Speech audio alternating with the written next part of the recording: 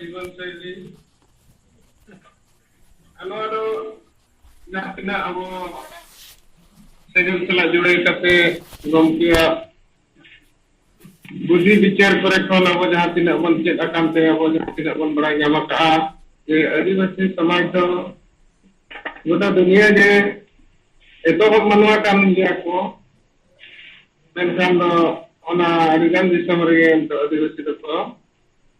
चाबायना आदो नोआ खातिर अब आदिवासी विचार मेना बन खातिर ते नोआ कथा लई सना किदिना जे नोय अब जहाँ तिना गे संताल को मुंडा उरां कड़िया निर्हो और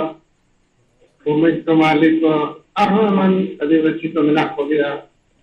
एटा पनत करे ये नोय नितो जहाँ डेमोक्रेसी नंते मिटी जिनिस ले जना धरती रे ना डेमोक्रेसी जनतंत्र व्यवस्था सला आदिवासी का बांबन ताम दाड़ेगा बाबन तामनेल दाड़ेगा उना खातिर अब आदिवासी समाज दो नितो धाबी जहाँ नोय जनतंत्र रे संविधान हेजना माने आईन रे शासन संविधान रे शासन हेजना नोआ सला अब तालमेल बाबन दो दाड़े खातिर ते अब तबन तायमेना और हाहाड़ रे कथा दो नोआ रे विचार नित धाबी बाय आंजमा कना तले येलो कना दुनिया रे धरती रे ये दिसम गमके सरखान मुर्मू अब ओकना विचार अब समाज रे तेने सदरात बना और नोआ विचार ते माले सुमुंग दो बांगे के संतान की कथा दो बांगे पूरा धरती रे आदिवासी को लगे नोआ विचार वो पांचाल रे कना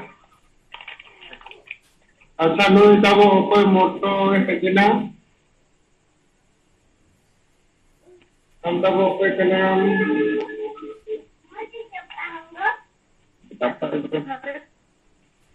राखल जन का आनंद है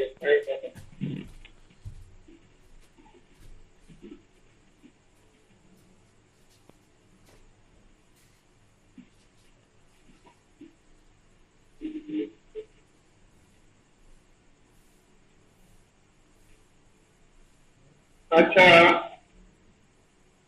जाने को यदि अब कथा को दो सना बना विचार को इन कान अब तीबन तुला और रोडिया दाव बताओ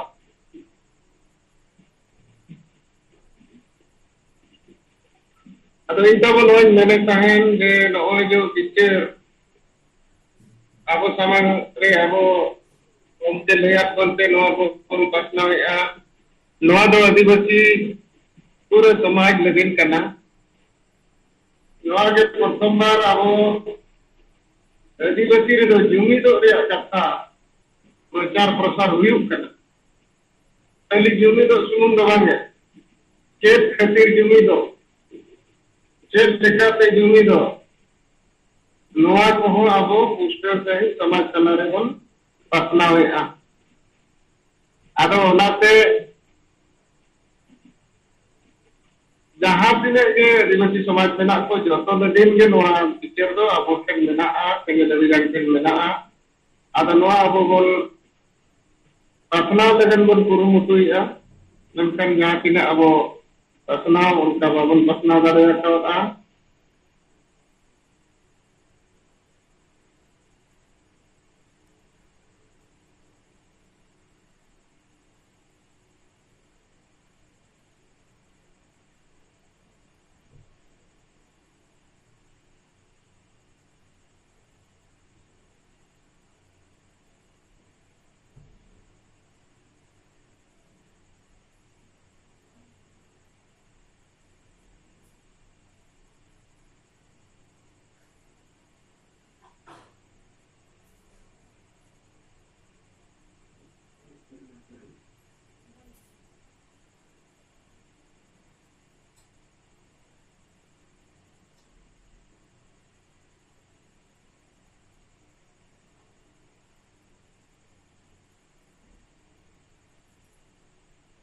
nasenak kon hekte kate disturb nyolena atau tabo no bicara tadi ke kalau dunia धरती रे आपको के नो बिचार बनता है तेरे लोग जान पता कौन जे आदिवासी समाज रे जुमिद रिया कथा बन नहीं है ona sahaja समाज सुधार रिया कथा बन नहीं है ona sahaja अब डेमोक्रेसी आदिवासी समाज रे लगू रिया कथा बन रोड करना तो नवा तीन अगर कथा जो आदिवासी समाज लेकिन तो नवा कथा कर मेनखान नवा दो बांचा रेना कथा कर नितो दुनिया धरती रे तो नवा तीन गान कथा जहां समाज बाय बिगड़ दरिया बाय काम बाय बिचर दरिया उनी समाज दो बाय लहा दरिया और उनी समाज दे चबा किया अब नारायण मुर्मू जहां कथा रोड किया नवा किताब में बिचर लेकाते जे मा उनको अब आदिवासी बहाज उनको मन बुझे को और बाद बाकी जहां पे के समाज अब कताग्रे बना को उनको लगे नवा प्रेरणा को न्यामा ए आदिवासी तेहे यदि बच्चा आंदोलन अब जुमिद से हुआ और जुमिद हो ना अब बार लेकान जुमिद कथा बन रोड रखा बता मोहामेटिक फॉर्मूला लेका आदिवासी मंचारुना ये सामाजिक रूप से हड़बन जुमिदवा और राजनीतिक रूप से भरबन विपदा अदो सामाजिक जुमिद लेन खंड हबो तीन गान जिनिस जो हबो मेना ओना जुमिद हुआ जहां लेका धर्म में की जड़ी मरांग जुमिद रिया मिट्टी कमी हो रहा नित धरिक आदिवासी दो अब धर्म नचित बांगन बिचार धर्म निकुम से जुमिद कथा बांग बड़ा कारण से आदिवासी दो धर्म से खाली सामाजिक जुमिद जहां हुई कथा अब नित हबीज तो बांग हुआ खातिर से आदिवासी समाज रे नितो जुमिद जुमिद तो बन मैंने किया इनका जुमिद तुम बन करते तो बम जुमिद है जुमिद तो बन तीन जो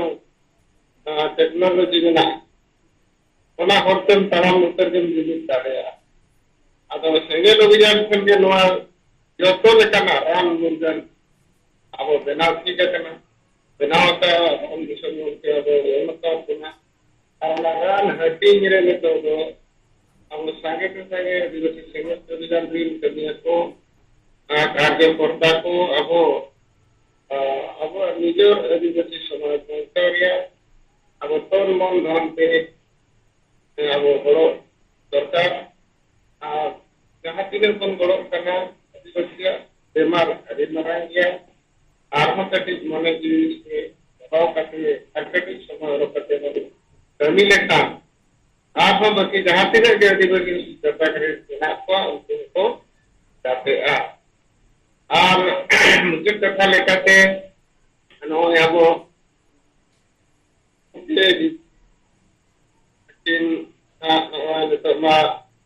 डॉक्टर को सजेशन के धीरे धीरे मिना किना लेकिन इन केटे जी नंतर अब रिपोर्ट बनिया में अदो अब लागू बखन आबास जे लगन ते लगन किना हरमो को आरो की केटे लेनखान मांग लेका हो तला रे बुद्धि विचार को किन ले अपना अब नाव ना कथा को अब ले अपना और उनका से अब समाज मिट्टी कल्याण लेका मिट्टी अभिभावक लेका लेकिन समाज बांचाव लगी और परिवार से कमी दिया इन्हें खान अब समाज बिल्कुल अब बांचाव रहेगा atau main impactakan ini bagian kita punya ini tamang dia kanam ko juga atau sampai ada guna na atau sistem ketika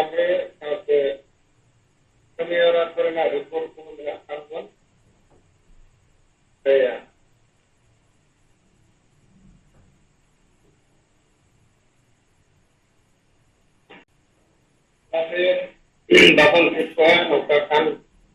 अब समय नौका से परम किया और तो जहाँ के करिए पुलिकर को जहाँ के पुलिस में अपन खान अब नहय जो नितो जीवन बदल को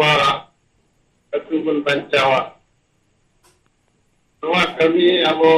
चलका चिरकुटटी को अब टारगेट करते ओटा पे तिला बन कमी दाड़िया कोटा ना करना रिपोर्ट को अपन नेम खान दो पेशोगोआ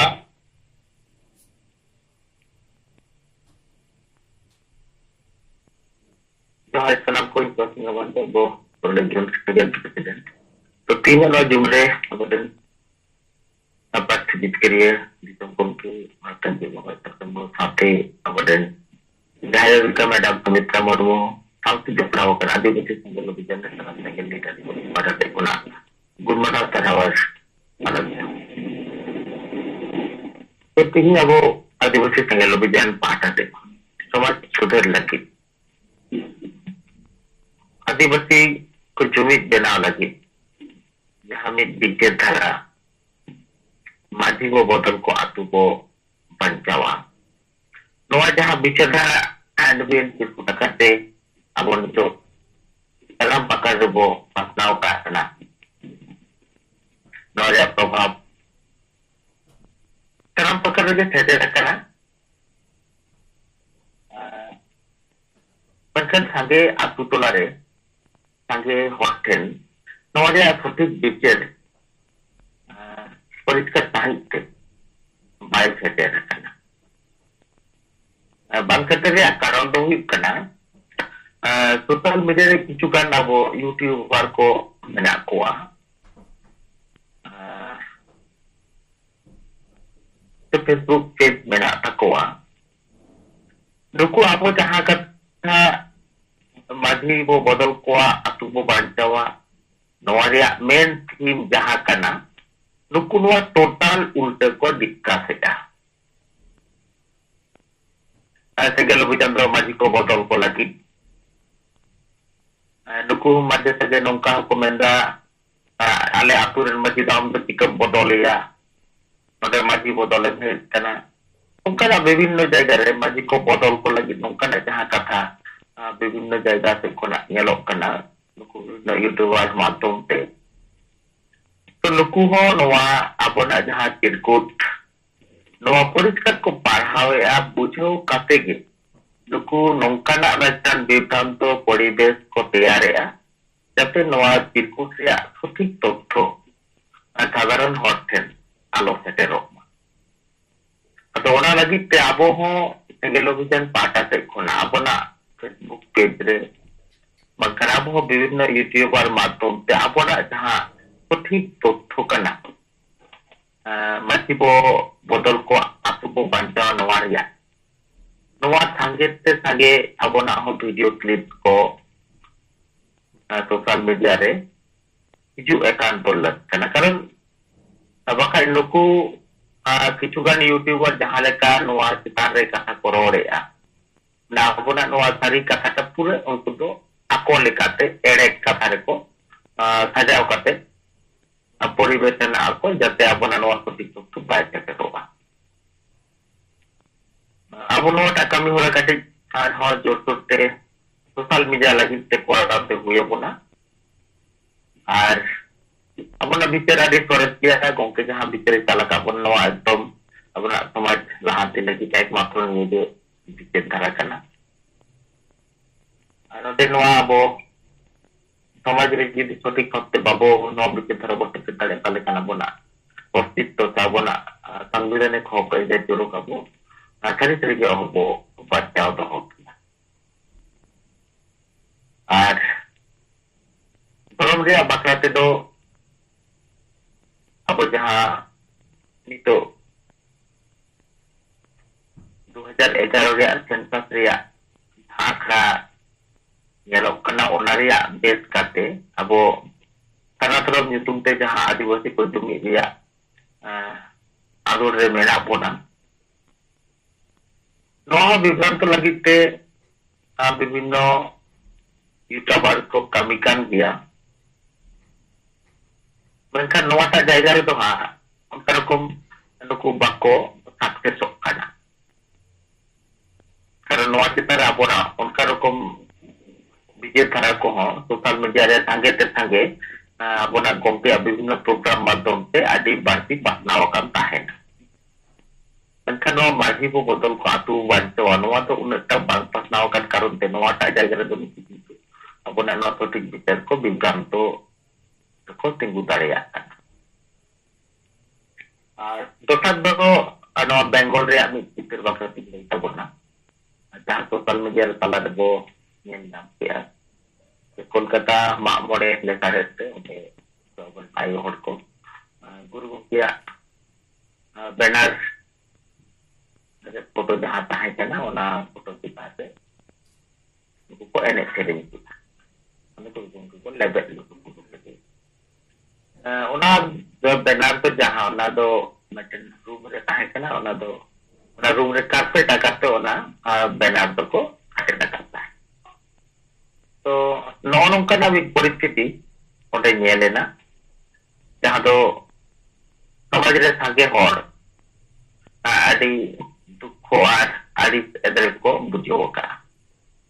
मेनखान नुकु जहां संगे हर नवा घटना ñel kate दुख आदि एदरे को अटकार किया नुकु हर के गुरु गंके आदर्श पंडित रघुनाथ मुर्मू जहां धर्म कथा रोड़ता यहाँ पार्टी कथा रोड़ता ऑल रेना कथा रोड़ता किंतु नवा ओकाले काते प्रतिष्ठा हुआ नवा लगी ते तो नुकु हड़ा कोनो विशेष योगदान से आंदोलन को तो बानुआ मेनखान नुकु के निजेरा नवा यूट्यूबर माध्यम से फॉलोअर को बांती को लगी ते ओंडेना ओना चित्र सोशल मीडिया रे वायरल करते आकोआ पॉपुलैरिटी बढ़ा रेना कामी रे मेना को मेनखान वास्तव गुरु गंके जहां आदर्श दर्शन पास्ता लगी ते तो कोनो लक्ष्य और उद्देश्य तो बानुआ दोसर मिट्टन कथा मुझे नोय ले तबना बेंगल ऐसे का जहां चला कना नई बेंगल ऐसे का गे ऐसे का जहां गुरु गंके सावता से लास्टर सेमले दुकते बेनाव ले तबना मेनखान ओना ऐसे का बेंगल रे चला कना मेनखान नुकु बेंगल ऐसे का तो गुरु गंके जहां धर्म कथा लई का जहां धर्म ते खेरल को जुमि जे कथा पासनाव का तबना नुकु तो ओना कोना पूरा उल्टे से को ताराम का गुरु गंके नवा आदर्श चितान से नुकु आदो कोनो इंडिया इंटरेस्ट के बानुआ नुकु तो नौका ते आदि मस्ते गुरु गंके जहां आदर्श नवा को मानव रेया गुरु मुतु रे मेना कोआ तो नवा हो मी रकम गुरु गंके अपमान रेया आदि मारंग माने इंडिया तोड़ जंत्रो काना आदि माने लेका बांग बुझ को दाड़ेया हर मेनखान गुरु गंके आदर्श तो पूरे बैठे नुकु को मानव तो नौका परिस्थिति चेतान रे सोशल मीडिया रे नवा ऐसे का चेतान रे हो संगे कथा को अपना रोड राखा हो दरकार काना कारण नुकु गुरु गंके नवा आदर्श और धर्म कथा चेतान रे तो टोटल उल्टा से को ताड़ाम का नुकु समाज तला रे पुण्य कुड़ी गिद्रा जहां को एने ले गुरु गंके मुठन चेतान रे जहां लेका कई कना बिचार रे लाक्ति कना नुकु ऐसे का लगी से हो समाज तला रे नौकाना बिचार रे हो लाक्ति मेना तो निया को कथा मेन बड़ा कते के मा तरम कुन पडकन जोहार चल कते या कथा रे मुझे तबना Haricharan Subhash Chandra मांडिया report sampai pikir ko lanjut ya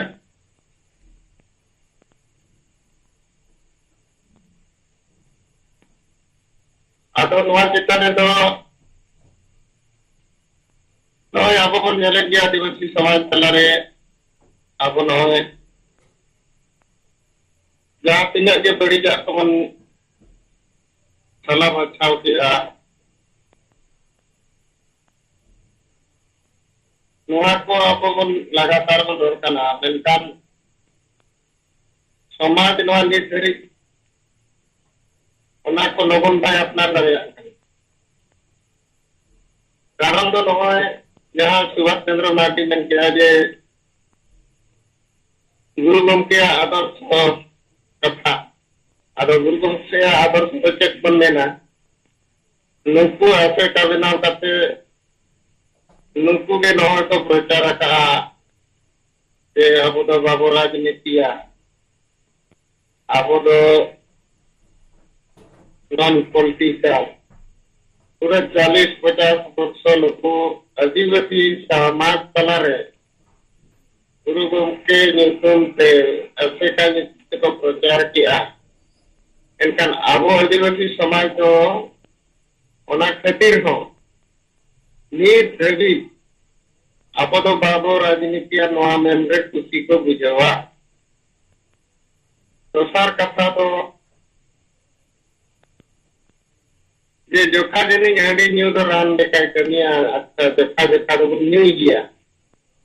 अडिगन हांडी नुकु मारे डहरिन गुरु गमके सामान करते उनको आको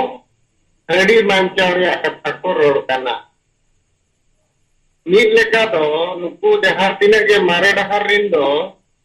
के गुरु गमके में नका नौका गुरु गमके में नका बाबू राजनीतिया तो उन्हीं सामान करते समाज रे अपना बड़ीदा जिनिस को बांचाव दोहय लगन समाज की रोज लगन नुकु लगातार 40-50 वर्ष समाज को कमिया खातिर से तो आदिवासी सेंगल अभियान अब दिसम गमके आयुर से समाज सुधार कथा बन रोड करना राजनीति रे जुड़ू लेना वोट क्रीम एक्टिंग बन बंदा नोआ को बन रोड करना तो नोआ कथा अडी रोड ते नोए बन तकाव चबायना एंते होगे नितो हुनंग समाज जहां लेका नोआ विचार करते चेंगा कितना रिया कथा नुकु कुल भूतर मारे मजी जहां तिने मेना कोआ और पढ़ाओ बनुआ वंश परंपरा मेना को कारण ते नुकु चेत हनवा तो बाको बुझवा मजी में जो उनका के मेना को तो किछि सावरे गुरु गमके नोडे मेनाया जे नोआ को रोराता एका नुकु तालमेल दो ठीक नोडे मेना ओना कारण ते तहेन समाज रे नोआ कमी नोआ बुझाव आबो बन बुझाव दड़े कन गया ए असंभव बुलांकान रे होगे मेनखान नोडे आबो कठिन आबो नोडे संघर्ष भी आबो एंते रे हो आबो बन बड़ाया जितकर हुई गया आबो कारण दो जहां लेकन राम गमके आबो बेनाव कटे सजाव कटे आबो अड़ा कटना नोआ दो एकला के मरो रे हो जहां 3000 पर को एक पठारे जाए तो रोड रे हो भाई ताना मेनते तो ना दो भाई हुई गड़िया एकाते सरी कथा कान गया कि वोट के तहे नोआ जनतंत्र दे दो जुड़ी जाम वोट एम जुमित लेना आमना तो आमा कबिकेरवा तो ओनारे भी आदिवासी समाज लेना बाबू राजनीति है तो उनका हालत देखते हैं मैं हर दिसम होय तना लेकर दिसम तेरे दिसम एक कते को राज्य कना अदल नोआ को तिना गन आदर्श हो गुरु गमके मेना तो नोआ हो अगो सेंगल रे नोआ को अब नेता को कते प्रता को तो दरकार और नुकु जहां तिना को यूट्यूब को बनावेया सोशल मीडिया पर दिंगे नुकु को झलकाव कना नुकु मा मीटिंग होत मा मको बनाव का यूट्यूब मा नवीन निलमा का ये सरना धर्म को बांग हुई लेन खान आदिवासी हना हना धर्म रे को हटिंग दवा को आदो अको आदिवासी माने वा धरती के नुकु अस्तित्व के मुचे दवा तुम्हारे यूट्यूब तो व्यक्ति के बन गया उनका के संताली भाषा जुदी भाई हुआ इनका नवा भाषा उत्तर हम दुनिया रे बच्चा नवा रे हम इति पड़ो अदर लोकल नोकर के रोज बस्ता को तो आरे के रोज जम गे अब अदो मेना अदो नवा तो जहां तीन के ने तो समाज में विचार हुई करना नवा संजय अभियान रे प्रभाव मेना अदो अदोते सुभाष चंद्र मोदी अरे कराओ अदो मैं तो बोलो नोका चेक पता हो आरो जाय तो मिट्टी से मिट्टी लेखा apa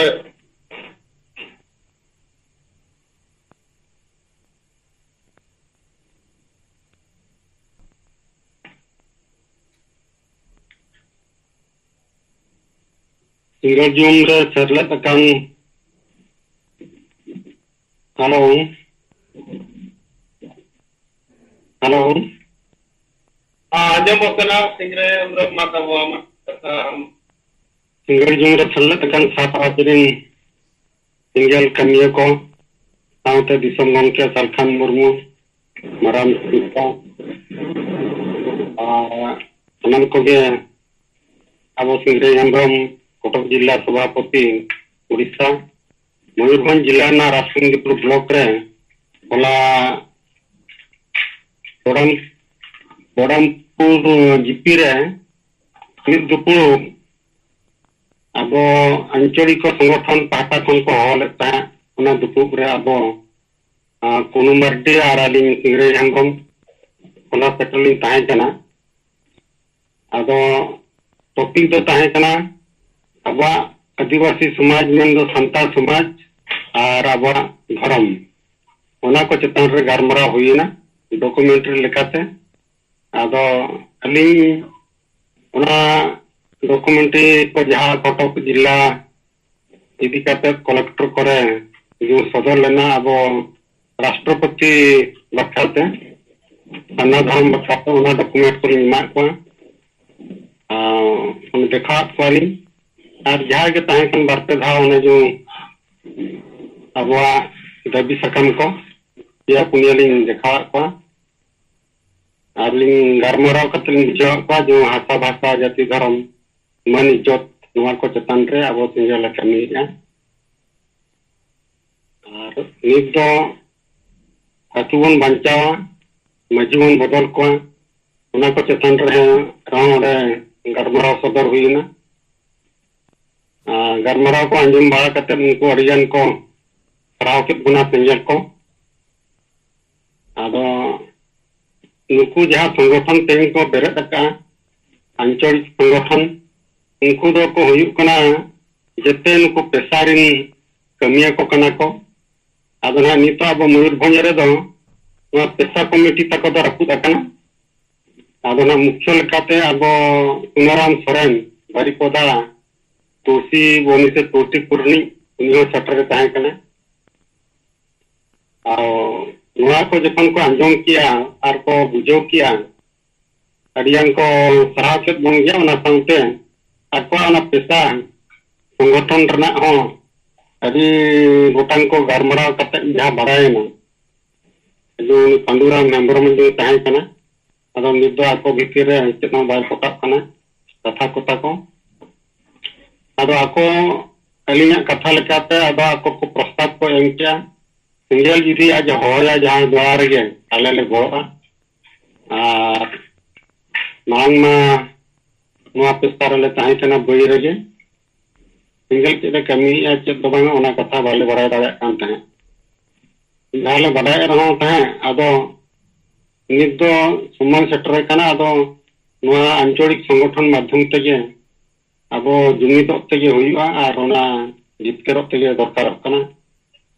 अब जुदी सामना धर्म बै बचा अब बाबन बचा जो नौकना किसी मतामत को एम बड़ा किया अब कथा तहन अब उनको को मेन किया जो आपे संगठन आवरी को हिजुआ अब संगठन भितर मोय गोटांग संगठन को हुआ को नुकु आसेका को आसेका पेशा और नुई नवा शर्मा मनाव बाताव कमिटी और आबो जेहू मनाव बाताव कमिटी सेटल ले ताहे कना और आबो सिंगल पाहटा खन आबो बन ताहे कना और एटा कमिटी को बाको सेटल लेना आदो जेहू नोडे खन जेहू बरायना जो नोडे सिंगल हिजुक कना खान अबुआ स्थिति बाय ताहना अबो ओंडे बांग बन सेटरोगा जाना आपका ले लेकाते ना को बराय ना ओंडे कना जो सिंगल सेटर कना और ना नुई नवा शर्मा मना बताव कमिटी को सेटर कना जो नपाय के गरमराव को तो हुई ना अबो सेकेंड दुपुब रे जो का गरमराव ना कथा अदो उनको को बांको सेटर लेन खातिर ते अदो दूसरे दो बाय गरमराव हुई दाड़ा कि हांते नाते गरमराव ते टाइम दो फॉलो मेना आदो जेहू निना अब प्रतिश्रुति को एमा बना जो सिंगल जुदी होया ये कमी रे बन जोड़ा जेहू निना लई कता क्या लिया कथा नोडे खापा माचा जेहू मुचत क्या मा सनाम को जे जोहार और चले अमरम जोहार अरे सारा आतो नीट का नया बन कमी कना जीवन बदल को तुबन बचावा ada noa ko pe layak ko aje bange noa ko ada noa ko dit ko nendo noa ko le ko boro noa ko le sodorana abo leaflet jung tahay kana una ko emba huina ar bujeu hoto lekana kata ko bon pat pagarmawa tabon abo bon tak paju majhi do abo do babon bodol ko ape ko ge bodol ko pe जेहेतु तेज समाज रे उनको बांको गरमराव कना तेज अब बन गुजुक कना खाली बापला भांडन तेलहान गुजुक गुरु इने को कमी कना अब बन माजी कुमा तेज अब धर्म बाबन बन कबना तेज महतो को स्टिक लगिदा उना हम बाबन रकाबिया आदि गोटांग कथा उनका ली सदरना अब एजेंडा लेकते उना करे बांको माने गो कना को अब ओना इदी कते जे अब बन मेना नोंकान जीवन बदलया धोया जेमन उनी अब समाज कथा विचार दाड़ा मा संविधानिक कथा हम बराय कामा युग साथे अब रुक्ता दरकार कना उनकाना बहआन हो तहन दरकार तो जहाना अब बन लहा दाड़ा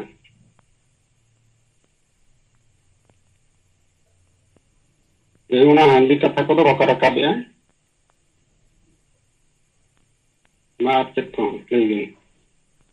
ठीक है तो चिरकुट तो पेम्बा पतरे हाँ चिरकुट को एमोइना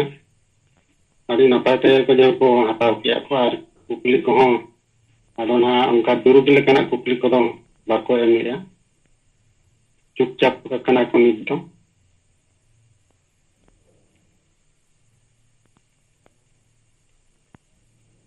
तापरे आमा को कौन ले के ता दो चले कना कोना रिपोर्ट को अच्छा पाटा को चले का अंजम ना आदल ता कना होला मा बलिन दु दा रिपोर्ट को दो बलिन एम का ना तैना लिन एम मामन तना आबोना गपाली एम मामन तिन दो अलिना तैना लिन एम ना ओना रिपोर्ट ना उनका लिन ले का ठीक है तो मा सनाम को जोहार जोहार दी सराव और सिंगरे एमरम तबो नोरे अब तलारे रिपोर्ट लाई किया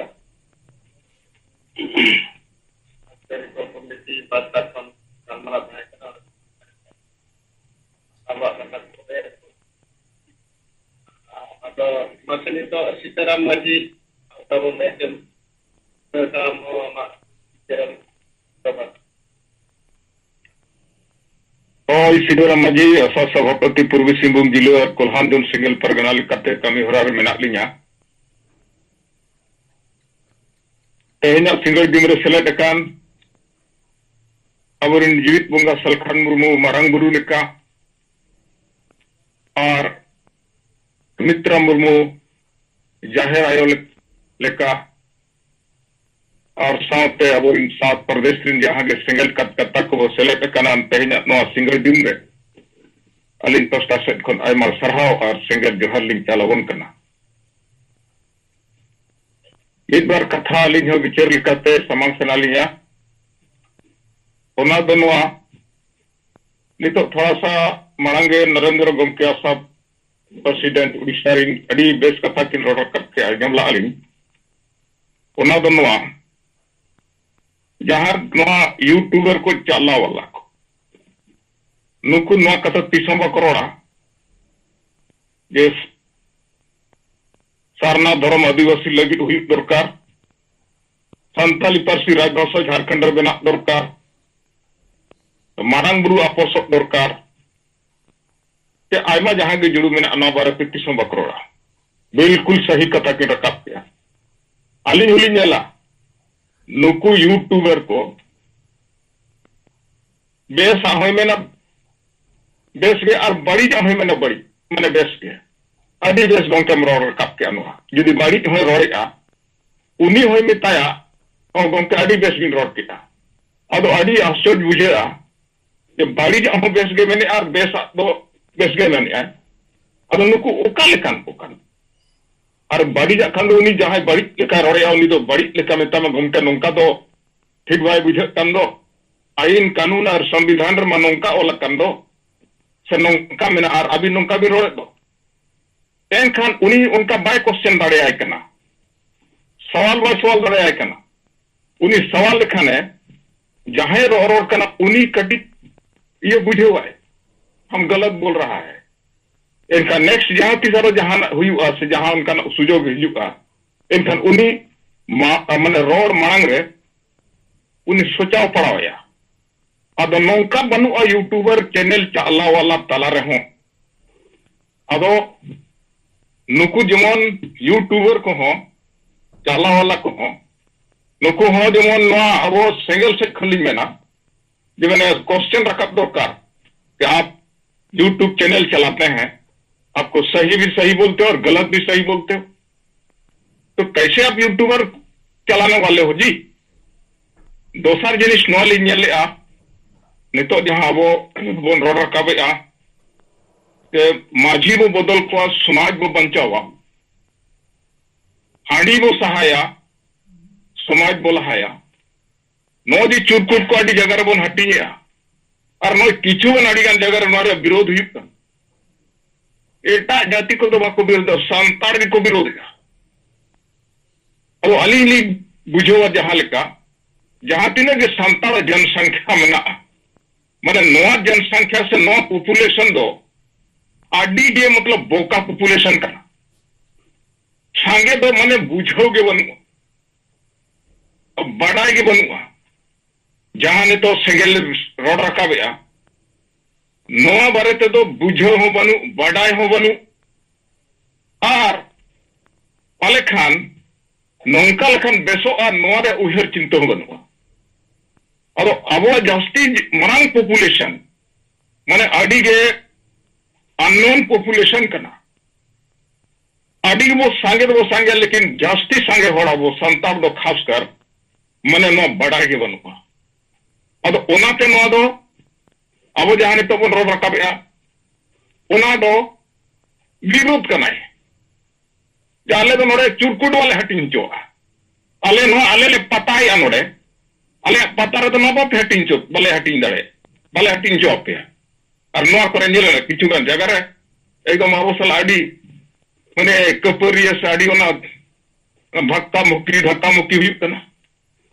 तो ओडे हाडी और पुरु आखरी कना ओना तो विरोध बनू अब मा बुझो पे माने अब संताड़ तीन अब संताड़ा नॉलेज से जानकारी आइन कानून संविधान से देश दुनिया जहां लेकाते चला करना तो देश दुनिया रे तीन अब ज्ञान और नॉलेज मिलना नॉलेज के बारे में ना अब तो वो पताया और पता रे हांडी पर अक्री ओना बाबू विरोध तेज अब चुरकुट वो हटिनी ओना लगी विरोध हुई कना अब नोआ कोते बड़ायो कना नेलोगो कना याले संताड़ा जहां पॉपुलेशन में ना से जनसंख्या में ना धरती रे माने 98% दो मेन गानो से 99% दो मेन गानो माने बोका गया वो आडी वो अननोन गया नो धरती के लेकाते चला कना तो धरती चला को कोई को कना को से लेकाते चला नोरे जानकारी बनवा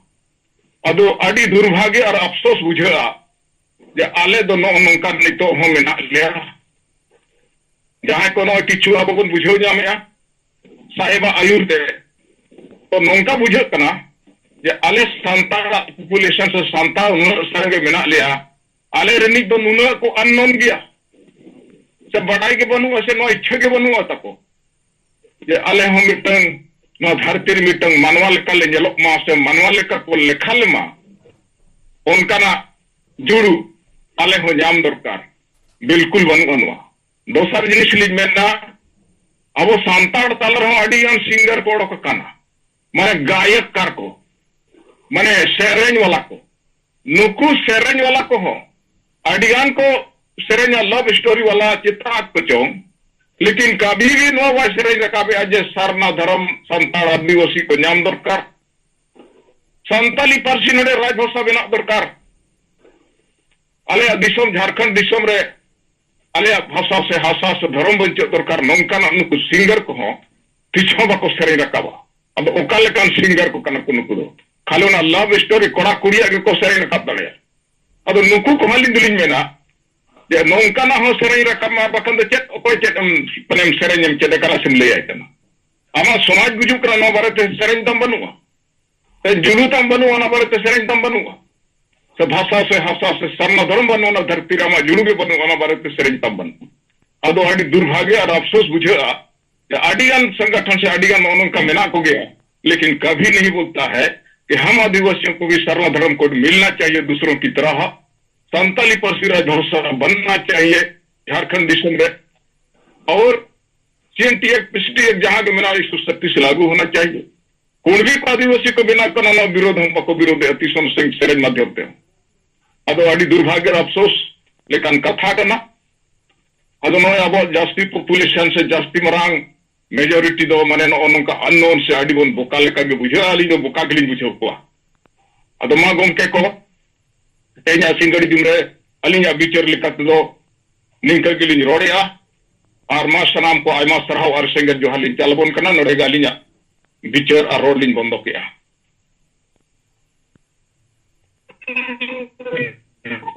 गोमके जोहार हेलो आगे मकना देखते हमार नो सिंगर जी में सेलेद अकान अबुई परसी जितरिया दिसम गोमके जी लंगा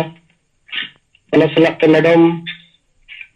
सलाते आपको परिवार मा सलाम को इंटर साथ का जोहार ला सलाते आबो सात राज रिन जोहार अपन सिंगल कनिया को सलाम को इंटर सलाम गोलमाल सिंगल जोहार इजमन कल्याण बस के आदिवासी संगल अभियान उड़ीसा प्रदेश युवा संगल सभापति के झटना अब हय विचार लेकाते अब जहां नीता समय रे समाज बंचाव जगह रे तो समाज रे नंग अब तला रे लड़ाई खपरिया चला कन लेका ñeloक कना मेनखान संगे हर दो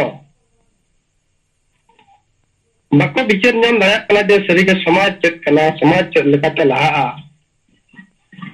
नोर लगन मा गमके को डिगान बो लई चेक गया मेनखान सरी के तहे नो अब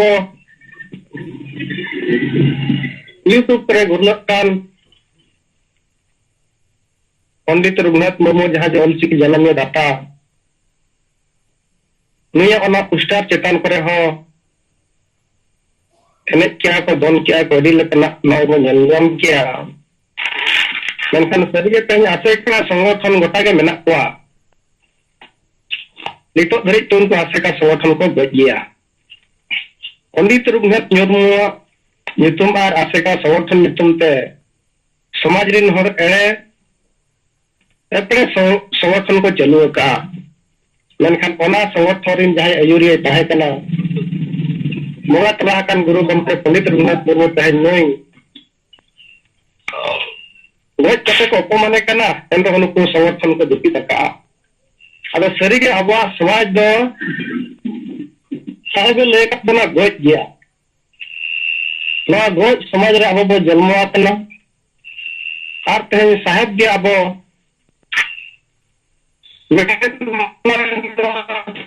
समाज रेना कथा समाज रे दो तेहेन धरती रे बहुत बड़ा आईन कानून ते तोल कनो आला आईन कानून ते दिसम चला कना मेनखान आबा समाज बाय एक्सेप्ट ले अल्पा शिक्षित करते रहो बाय ग्रहण लिया नवा समाज की आईन कानून मेना मेन रे दो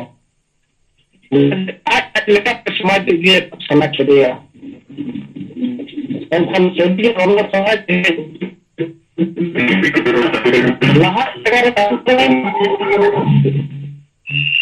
मुझे समाज सेवा करना इदु दहार में आदिवासी संगल अभियान साहेब आयुर तेगे नुकु ते समाज सुधार अडी लेकना प्रस्ताव को समाज मेनखान ओना होनी यहाँ लेका नय नितो बो नेल ᱧᱟᱢᱮ आबो दिसम रो पसनाया मंची बदल लतु बंचाव कथा ओना हो नुकु तिना गान समाज दिन हर बाको नेल साह दारिया कना यूट्यूब करे को अडी लेकना को वायरल या जगह नवा मंची बदल लतु बंचाव कथा यूट्यूब तार एटा से ako kala ka ko men rakal ba ko ka ko meni मेनखान आबो को जुदी तेहेन नवा समाज आबो आबो तला रे खपरिया चला बाबन मिदु बाबो जुमिदुआ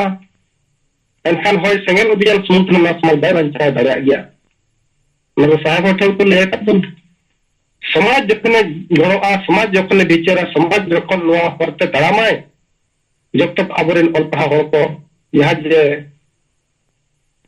नय आबन अननिया को मेना को नुको समाज नितुम ते जब तक ना समाज कथा बाको ओरका बा ना समाज बंचाव रिया साहित्य एकेडमी को जहाँ तब चला कना उनका की सिंगर को जुदी तेहेन यति धर्म आशा वर्षा बंचाव रे बाको सेरेन रखा बाको दिसम रे बाको प्रचार पसरावा एनखान नवा बाय बंचाव दे उनका के नुकु सरी के तेहेन बाको बन चली का नाबो अतु दिसम मंजी को पारगना को नायके को बाको बिचार मीडिया तेहेन हसा बंचाव कराले बंचाव तहना धरती रे नवा भाषा तेहेन शेड्यूल लैंग्वेज बनाव पर नवा भाषा तोल पहा चक्री नुकरी बाय चला पर ढाका तक प्रथम आज दो सवाल दिला नोकान को जुदी बाको बिचार रखाबा खाली आबो सला लड़ाई खबरे को ताना इनखान नवा समाज तो फाइनल गे बुझिबा अब ओना लेकाता आबा प्रयास तहन कना जे बांगा सरी आदिवासी संगठन अभियान गे साहस कते मने केटे कते समाज लगत सरी केमी रे मनाया आर नवा समाज जुदी तेहन बंचावा एनखान दो आबी साहेबा मार्गदर्शन तेगे बंचावा और बखा नवा समाज दो आपो को चबा या सरी के संगल अभियान मेनखान पूरा समाज दो चबा आ अबुरिन होर के हना नवा धर्म तक चबा ओ खसा रे चाते गोटा को लगा बना आडी लेकना पे नोना बको पचरन मोना मेन ना धरती आदिवासी मो ताहे कना मेनते निदे हिलो निजुम रे प्रमाण के तहना में आदिवासी दो बात लाउतो अदोना लेकते तेहन अब साहेब आयुर ते नवा कमी हरबो साबर का बका साहस कते कमी हुई बोना तिनक दिन नुकु गुंडागिरी ठेन अब नोका शासन कते बो ताहे चुरा नवा लगते अब सलाम हड़ा मने कते हिउ गया और कमी गया बो चिकाते नवा समाज रे बो जन्मवा कना नवा समाज अब लहाते गया अदोना लगते जत्तो हड़ा मा तेहन अब कुरुमु तो ताहेन मा कमी रे बो ताहेन मा मिदिन बांग मिदिन नवा रे आशा वर्षा निश्चय ना धरती रे परिवर्तन च बदल मेनखान नितोगा समय रे जहां जे आबुन हर को भड़का तक नुकु यूट्यूब हर माध्यम तक अदर नुकु यूट्यूब हर तीसो तेहन मैं हसारे जति रे धर्म रे चल कते बंचाव नो कथा 30 बा करोड़ टका 30 आदिवासी संगल अभियान चाउई सा बाप सराव का दिया परंतु उनिया पछे रे बड़ी को छुटवा कना आदिवासी संगल अभियान सदा बड़े नुकु दिकोर को ये दिकोर को चिंता रे के आता लेकिन आबे तो तेहन सात राज रे दुलदुले को कमी कना अब तलाक को पता निकल बावल पर हो कोई उमर चला चला लेकिन तो ये तो बड़ा कथा 30 को समाज का आज आदिवासी संगल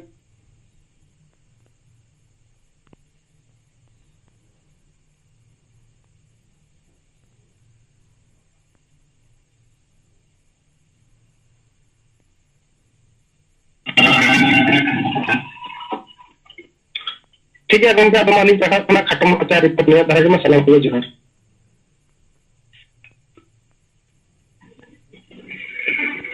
कल्याण बस के रिपोर्ट को जो किया जो जनरल है लगन दे रहे साहब आदरणीय विचार चंद्र हम Kasi ang may kulay na tamo ang matitira mo. Saudara. Gongke johar. Johar mas. Aja mo. Ma tehen singal jumra selet akan santali parsi jitkariya disom gongke jeit bangga Satkan Murmu sama Madam Sumitra Murmu ar Yaya Rajrin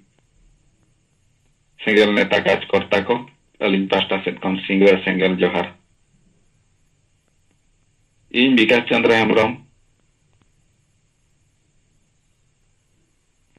Adivasi single Abhijan Baripada Sub Divisional Sabhapati Odisha Mayurbhanj ado noy serige amo somajrin hora katha je sange somajrin hor do nit thabi dhorom mane chet samaj mane chet bhasha mane chet nit thabi unku badai tuluj ho che bang badai kate ho nunang bicar bo hatinya re ho ona bicar bang sana bakan hise suyote sara bele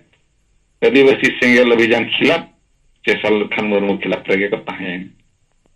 baki samajrin na example lekate judi bon nyela unko do mahapurush ko benar lagan che stapit lagan sara belege unko ko chesta kiya je Gopabandhu katha bin lei Jawaharlal Nehru katha bin lei Subhash Chandra Bose katha bin lei unko do ko lekate ko stapit ke menkan जुग जुग खन अब तिलका मुर्मू अवर खन बेसर ढारते अयुर अकात बन को महापुरुष नुकु स्थापित लगन हबान से भाषा को धर्म को नवा को जीत करो मा जे अब होका जो अधिकार को बन जामा नोकना उहे चिंता रे नित हबि जहां समाज दिन हर बाको विचार नाम दाड़ा कन आर संगे हर दो विचार नाम करते हो राजनेता को गुलाम रे ताहे कतेन नितो जहां सीताराम गोंके तिकिन किन लई चले का नुकु सिंगर बिन मेन राइटर बिन मेन और सांतार एकेडमी बिन मेन जहां तिने के मेना को नुकु हा को पॉपुलर से होरा सपोर्ट को कारण ते नुकु हो ना कथा बाकरोरा कारण मिटेन सिंगर जुदी नकना ए सेरेना जे सिंगल अभियान जुदी सेरेना एनखान उनी अडिगान को विरोधिया बाको सपोर्ट या एनखान आजा माने होरा सपोर्ट ना कोमो कारण ते उनकोन कना बाको बना मिटेन लाइरिक्स में जुदी बिन मेना उनकना बना लेखान उनी सपोर्ट कोमा उनी मार्केट रे बाई हिजुना अद उनको दो लाजार पॉइंटर परिवार लगे के नुको दो नॉल को दो को कमी कना कारण नो जदा लिन ले लिन हो बारे सेरेन लिन बना ले उन जो जहां खेरना सेना बहुत दा सेटर नहीं हिटी रूपली हंसदा सिंगर लिन सेरेन चोके दिया मेन खान उनी हो स्टूडियो भाषण लगे तो बाय से रेबेन लेना और ओना मांग रहा मना थे पले नोआ सेरेन ना कंट्रोवर्सी हुई दाड़िया अदले बुझवा दे जे नोआ समाज बंचा लगे मिटे हो को तलारे संदेश एम लगे नोआ दलिन बनाए हैं कोई नोरे खन लिन लाभ हो से यूट्यूब रे नोआ डला कते नोआ सब्सक्राइब लाइक को व्यू मान नोआ चितान रे दलिन बनाए हैं तो उनका कहते जो कौन सी प्रकार ते उनकिन भस्तेत किन एम किया अब ओने खन लिन बड़ा किया उनको सिंगर को नोआ चितान रे चिंता मेना तो बोतर मेना तक जे बांगा अले नोआ को बाले बेनावा अदो नो नोका अबोरेन समाज दिन हो दो अडिगान लक्ष्य तहन कान तकवा निजरा लगनते आगामी दिन रे इलेक्शन करना लक्ष्य को दो आडी रकमते अदो ओना खातिर ते अब समाज रे हर दो सारा बेड़े के टाइम रे गो तहने निथबी नितो जुदी गंगा टिके नुनंग बेस बेस विचार अब तला किन सामने है मजी बो बदल का दो बंचा को नो हो विचार दियों कथा कना नो चितान रे चेत कना एक नंबर रे कथा नो करना विचार लगे नो को चेष्टा डायरेक्ट उनको नरना ऑपोजिट प्रचार रे को लगायना दोसर उनका के बेंगल रेना सरी धर्म और साधना धर्म खै खमला रे नेल न्यामेना अब नोर ना को बिचे बो मेने जदी सरी धर्म हो न्यामा सिंगल से खन बन मेने सरी धर्म हो जदी कोड न्यामा एनखान ओना हबो मना दे मेनखान नोर मेजॉरिटी के टोटल बचो नहीं 4 लाख 4.5 लाख करे 50 लाख करे तो उनका तो नरना अक्वा मेन लेकाते होना बाय ᱧᱟᱢᱚᱜ ᱠᱟᱱᱟ ᱟᱠᱚ पुनिया गान डिस्ट्रिक्ट रे को मेनेआ और सारना धर्म सरी धर्म तो पुनिया गान डिस्ट्रिक्ट रे और सारना धर्म तो धरती सारा रे हॉल बन मेनेआ जे सारना धर्म को जे सारना धर्म अदो अब तेगे सिंगल अभियान रिन यूरिया को जहां तिनगे मेना बन सिंगल अभियान रे संगे हर दो जुबिद मेना को और बांखान आसिका बिन मेन आसिका रो बनु को मजी पारगाना महल बिन मेन ओडे रे हॉल बनु को और जहां के संगठन को चलावकन नुकु कोसी संगठन के हर दो बनु को केवल जुबिद दो आदिवासी सिंगल अभियान के जहां तिनंग मेना सत्रा जरे हर जुबिद कते जहां तिनंगे कम बेसी मेना बना अडी जुबिद मेना बना अदो नुकु जुबिद कन हर गे हिसाब से बांग दो कतन अब जहां रे नंगे जतो होते नेल उरुम को नुकु समाज रेन हो चेलका तेबन सजर को बांग विरुद्ध कते बेदस्त बुझो कते अब कड़ी कटे कमी कते नो जितकरना सफलता बन बेनार का दाड़े अब नितो जेहु गोंके तिकिन नाय नपार गे मेना किना अब तला ना किन हिजु गया मेनखान नितो नुकु नो मिटे मौका को ᱧᱟᱢ का जे गोंके तिकिन नितो पीड़ित मेना किन कारण ते नो मौका रे हो अब नु विरुद्ध प्रदर्शन बन होई दाड़े कारण गोंके तको ना नितो रु हजार रे मेनाया अब ओना मौका रे नुकु ओना बटन फायदा को सेटिन कोन कोन ᱧᱟᱢे अब ओना फायदा बाबन ᱧᱟᱢ हचो को लेका अब को नो चिकित्सा को बुझे हचो समझे हस जति धर्म को चाल लेते अब ना सुनाने हुआ तो बिके मेना उनके दीक्षित कंप्लीट करते हो बनता है मुझे तो ये होला कुछ ओडिशा स्टेट जहां माले संबंधित मतलब पार्टियां पत्ता पहले तक रिगान को नेपाल नाम का मुस्लिम तो प्राय बाकस करा का देतो दो एनो कुसुमती पंचायत भारत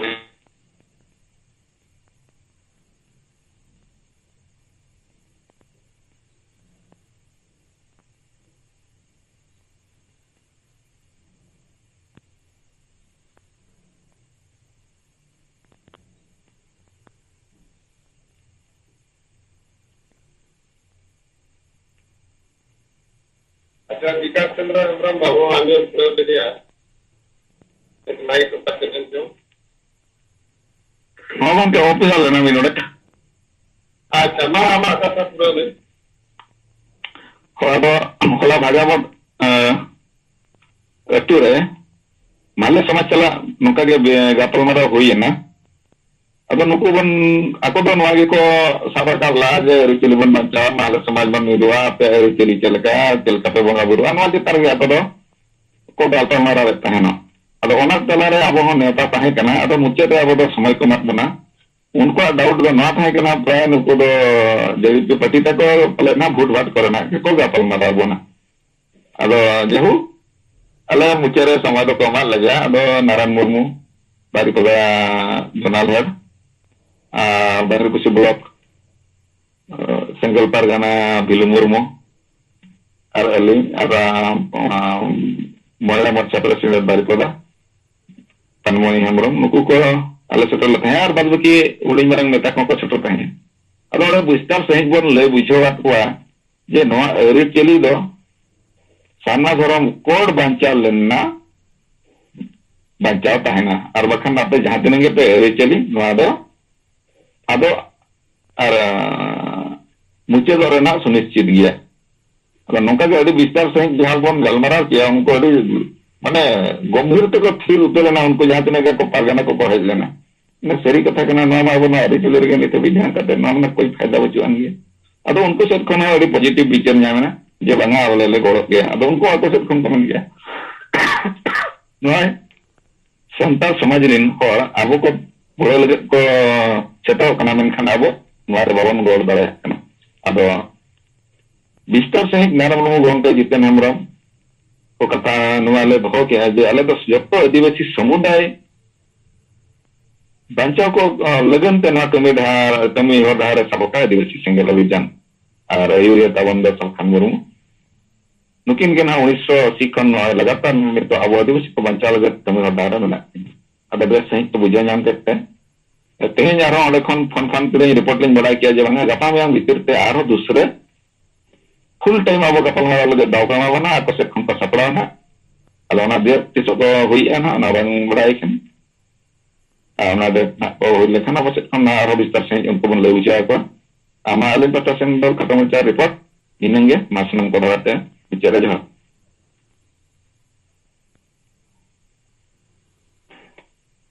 ᱟᱹᱰᱤ ᱥᱟᱨᱦᱟᱣ ᱵᱤᱠᱟᱥ ᱪᱚᱱᱫᱨᱚ ᱦᱮᱢᱵᱨᱚᱢ ᱠᱚᱵᱚᱱ ᱟᱸᱡᱚᱢ ᱠᱮᱫ ᱛᱟᱭᱟ ᱠᱟᱹᱨᱤᱜᱚᱞ ᱥᱟᱵᱫᱤᱱ ᱡᱮᱱᱟᱨᱮᱞ